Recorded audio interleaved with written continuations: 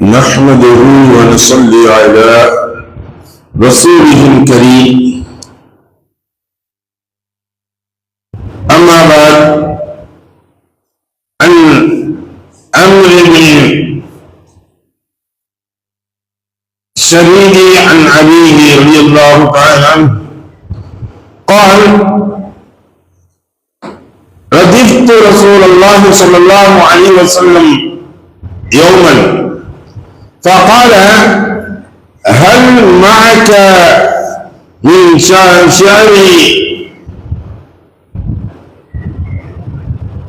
أميت بن أبي صلبي شيئا قلت نعم قال هي فأنشدته بيتا فقال هي ثم أنشدته بيتا فقال هي حتى أنشدته 100 بيت أو قال النبي صلى الله عليه وسلم صدق رسول النبي الكريم. அன்னைக்குரிய சகோதரர்கள் பெரியவர்களே, இன்று நாம் பார்க்கக்கூடிய பாடம் ஷார் என்று சொல்லக்கூடிய கவிதையை பற்றி தான் பார்க்க இருக்கின்றோம். கவிதையில் எது இஸ்லாத்தில் ஆகமான ஒன்று, இது ஆகாத ஒன்று. மொத்தத்துக்கு கவிதை என்றாலே கூடாது என்று ஒதுக்குவதற்கு மார்க்கத்தில் அதில் இடமில்லை. ஏனென்றால் ஒரு பழக்கத்தை நம்ம சொல்லக்கூடிய வார்த்தைகள் சொல்லுவாங்க, பொய்யிலே தோன்றி பொய்யிலே வளர்ந்து புலவர் பெருமானே அப்படிங்கிற ஒரு வார்த்தைகள் நமக்கு இந்த தமிழ்ல இந்த அதிலும் ஒரு கவிதையாக சொல்லி வைத்திருப்பார்கள். புலமை என்றால் இந்த கவிதை என்றாலே அதில் பொய்தான் நினைத்திருக்கும், பொய்தான் நிறைந்திருக்கும் என்பதாக சொல்லப்பட்டு மொத்தத்துக்கு கவிதை என்பதை வேண்டாம் என்பதாக உபயோகிக்கின்றார்கள். கவிதை என்பது இந்த பாடல் வரிகளாக படிக்கக்கூடியது. அதை பார்க்கக்கூடிய சமயத்தில் இந்த ஒரு ஹதீஸை எடுத்து பார்க்கும் பொழுது ரசூலுல்லாஹி ஸல்லல்லாஹு அலைஹி வஸல்லம் அவர்கள் என்ன செய்திருக்கின்றார்கள், எந்த கவிதையை வரவேற்றிருக்கின்றார்கள், எந்த கவிதையை நிறுத்திருக்கின்றார்கள் என்பதை பார்ப்போம். முதன்மையாக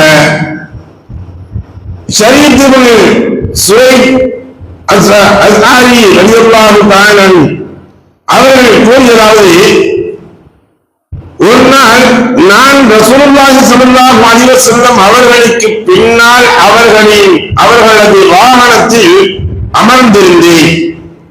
அப்பொழுது அவர்கள் உமையா பின் அபீ ஸலத்தின் கவிதைகளில் ஏதேனும் உமக்கு தெரியுமா என்று கேட்டார்கள்.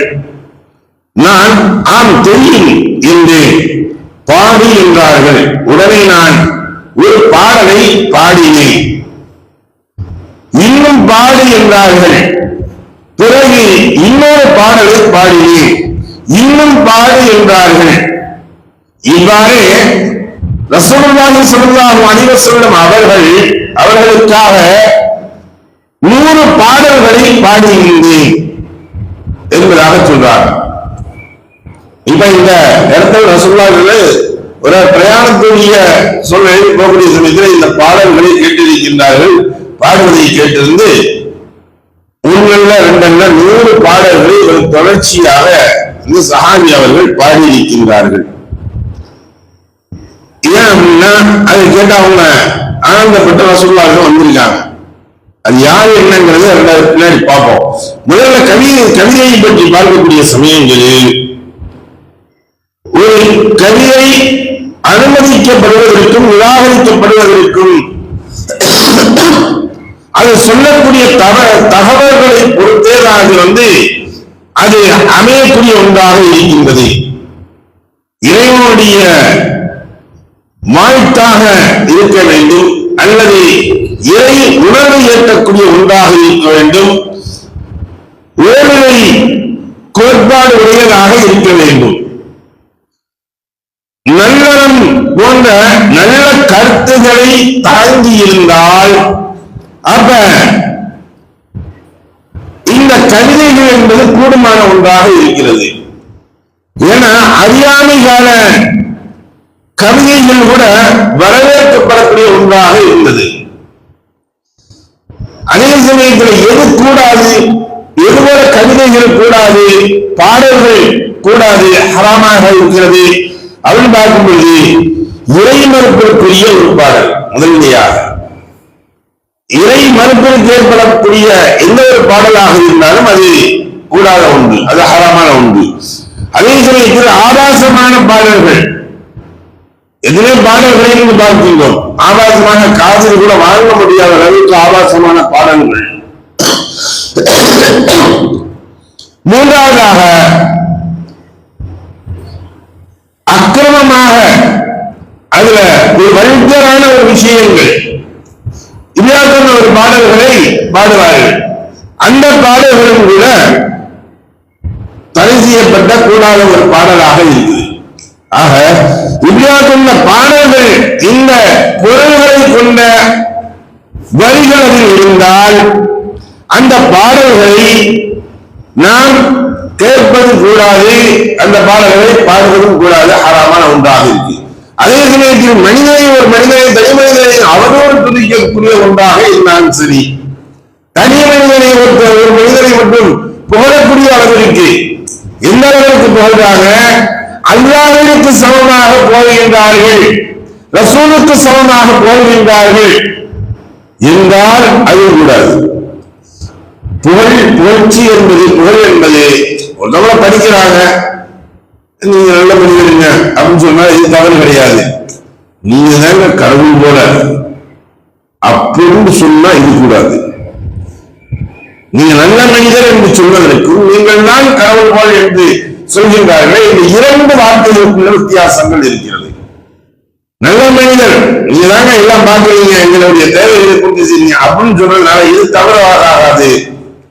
வெறும் மூலியமாக நமக்கு நிறைவேற்றி இருக்கின்றார் என்பதுதான் பொருள் ஆகும்.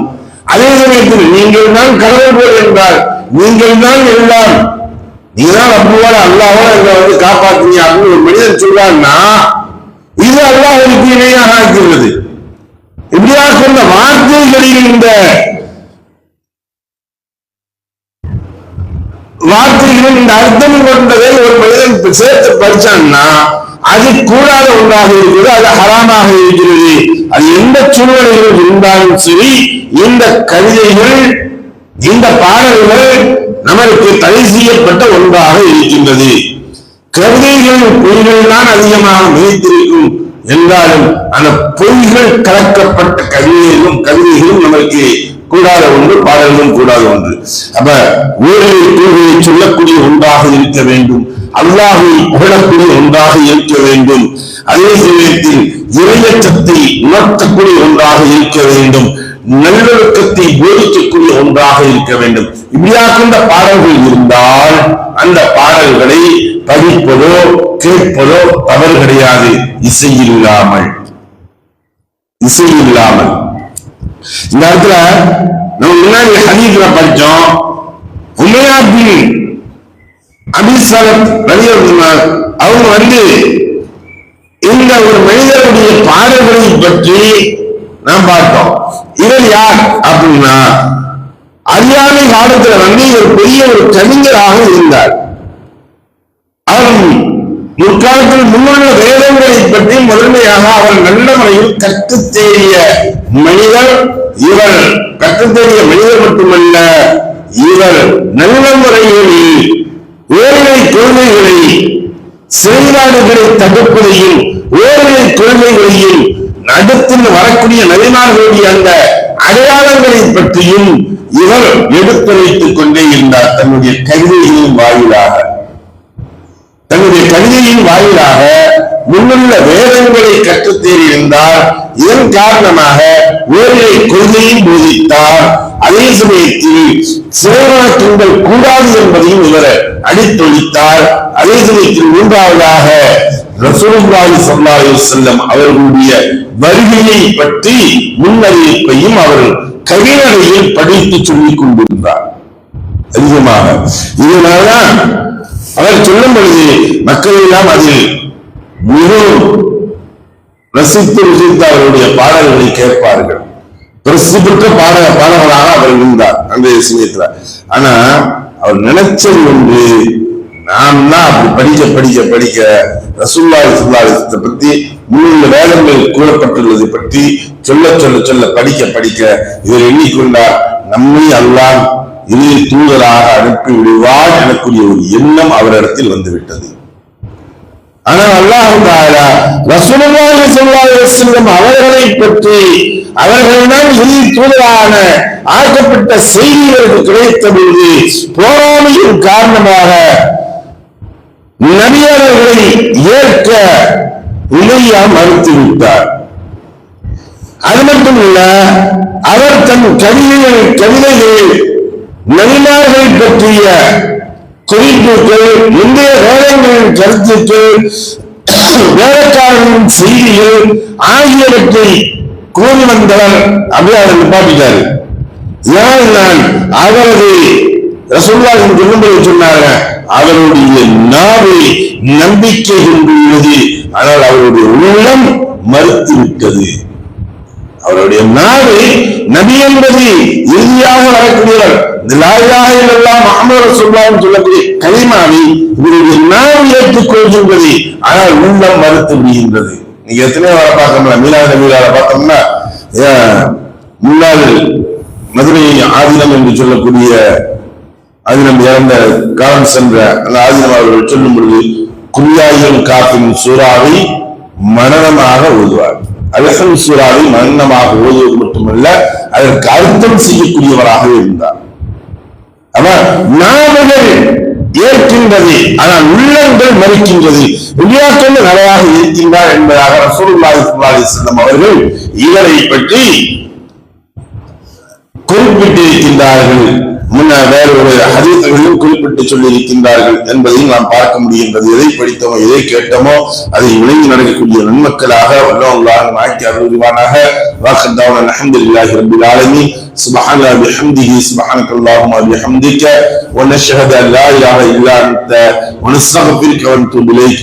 ஆமீன். சுப்ஹான ரப்பிக ரப்பில் இஸ்ஸத்தி அம்மா யசிஃபூன் வ ஸலாமுன் அலல் முர்ஸலீன் வல்ஹம்துலில்லாஹி ரப்பில் ஆலமீன்.